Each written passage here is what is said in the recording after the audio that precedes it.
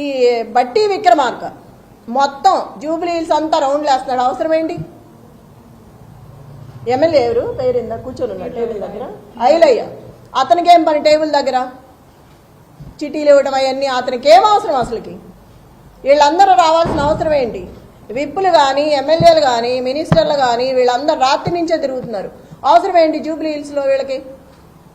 Local non local మాట్లాడుతున్నారు. మరి రజియా ఇంటికి వెళ్ళి బోరుబండ్లో సైట్ 3లో ఆ అమ్మాయి కూర్చుందని గట్టిగా మాట్లాడుతుందని ఇంటికి వెళ్ళి గొడవ చేశారు రౌడీలాగా పోలీసులు.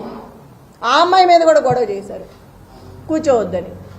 టేబుల్స్ ఇవ్వట్లా, కుర్చీలు ఇవ్వట్లేదు. ఆ టేబుల్స్ తీసుకొచ్చి పోలీసులు సందు చివర 3 అడ్డం పెట్టుకున్నారు. అవి ఎవరికి అవసరం? వాళ్ళ దగ్గర లాక్కొచ్చి మీరు ఎందుకు వేసుకోవాలి? ఆ కుర్చీలన్నీ విసిరేసి వాళ్ళు ఎట్లా కూర్చుంటారు? నైట్ అవుతుందో ఎంత టైం అవుతుందో తెలియదు. మహిళలు ఉన్నారు, ప్రెగ్నెన్సీ ఉన్నారు. అక్కడ అంతమంది జనాన్ని భయపెట్టి టేబుల్స్ తెచ్చి బయటకు వేసుకోవాల్సిన అవసరం ఏంటి? ఇంత దౌర్జన్యమా?